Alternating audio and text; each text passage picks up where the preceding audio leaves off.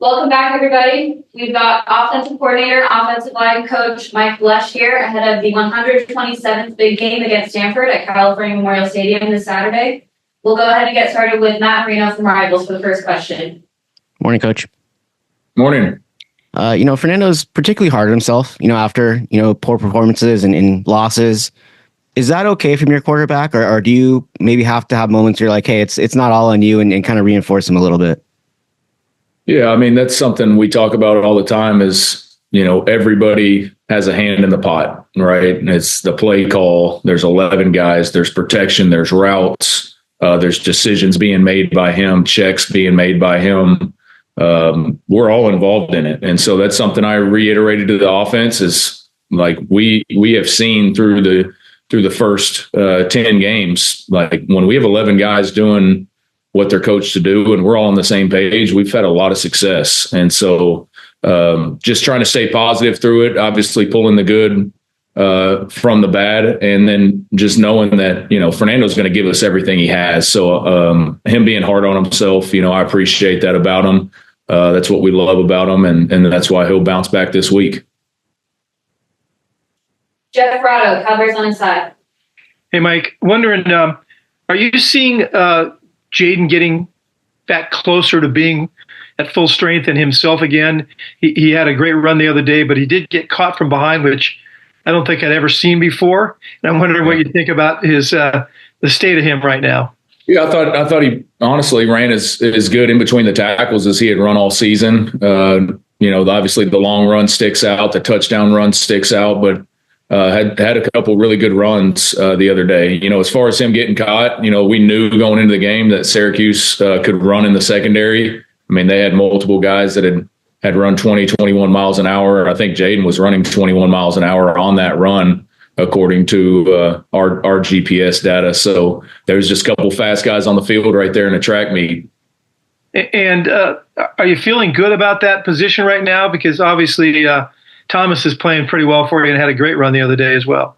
Yeah, Thomas is explosive. Jaden's explosive. There are two guys right there that we want to continue to feature and get the ball to, and they've both shown the ability to be home run hitters for us. So anytime we have multiple guys that can help carry that load, I think as we go into these last two games and as we go into the big game, having both of those guys really as healthy as they've been all season is going to be big for us.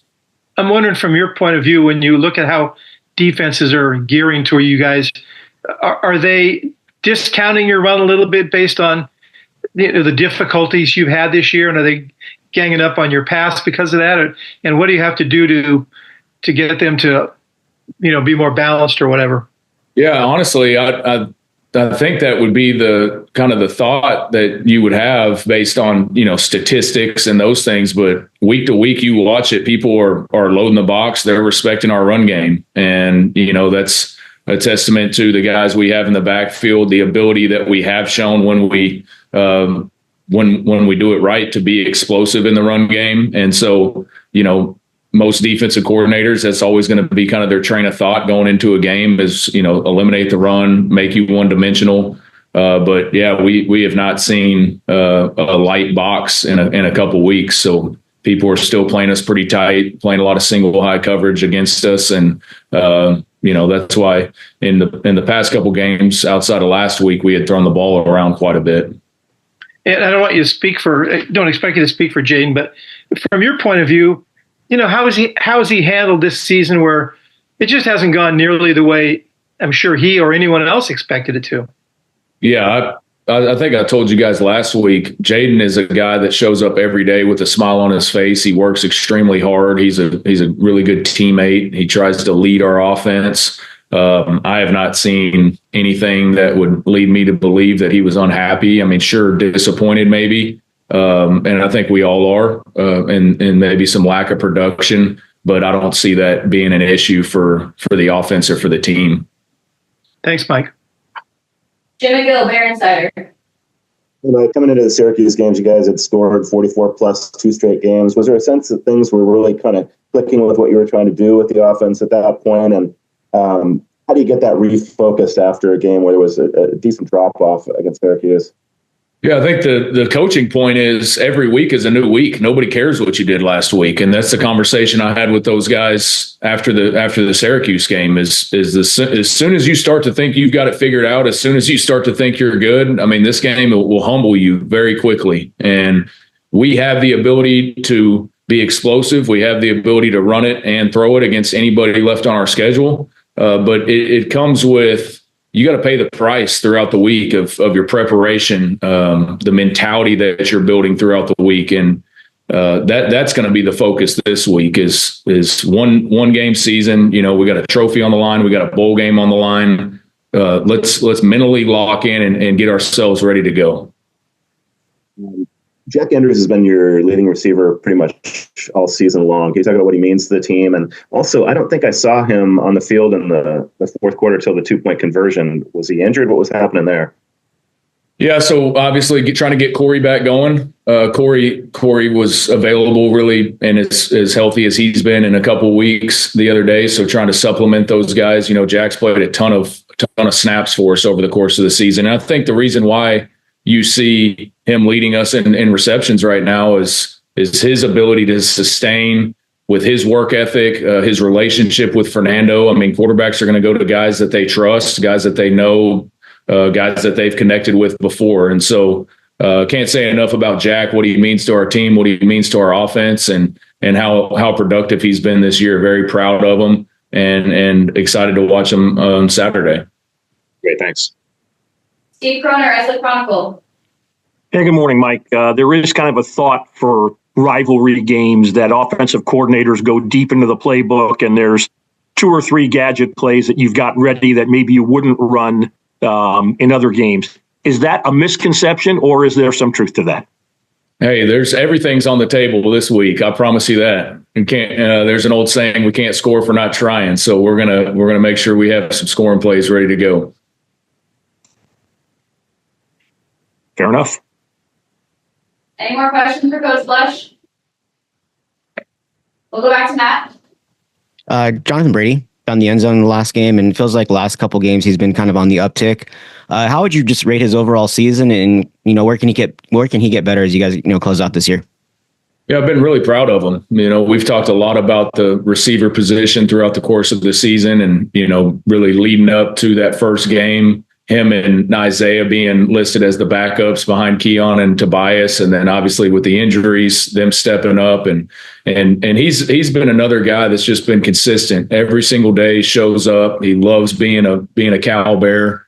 He loves working. He's willing to stay after practice with the quarterbacks.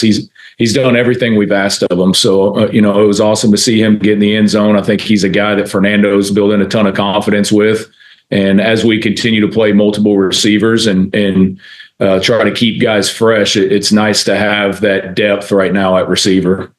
I was asking Coach Wilcox about recruiting, and I said, is it fair to say that, offensive line, defensive line is kind of the priorities you guys head into kind of an important stretch, early signing period coming up, transfer portal opening up. As you kind of evaluate things and how important is it going to be for you guys to kind of really focus in on the offensive line and kind of build that out as you guys get ready to, go through this, finish this cycle? Yeah, I mean, the offensive defensive line will always be at the forefront of what we do in recruiting. Games are won and lost up front. And I think we've obviously seen the growing pains playing young guys. You don't necessarily want to have to do that. We feel really good about our young talent in the O-line room, but I can't snap my fingers and make Nick Morrow a 30-game starter and a senior by Saturday. He's a redshirt freshman left tackle.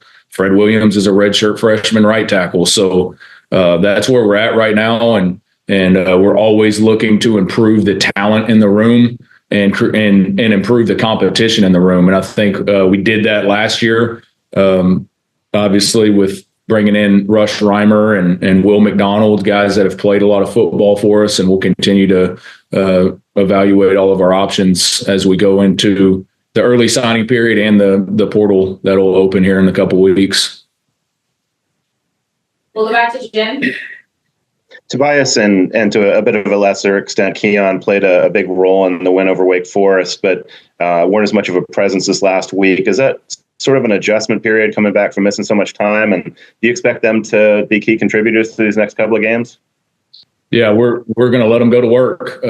There is definitely, when you have not been on the field all season and everybody's played 10 games, you're going to be behind. And, really the one-on-one ball that Fernando gave Tobias the opportunity on that ended up getting intercepted. That's where we wanted the ball to go in that look. I mean, we were one-on-one matchup to the field, man coverage, Tobias one-on-one, and just we expect him to make that play. He expects to make that play, and we're going to continue to give him opportunities to make that play. So feel like every game that those guys are on the field, they're just going to get better and better, and Fernando is going to continue to gain confidence in everybody that is out there.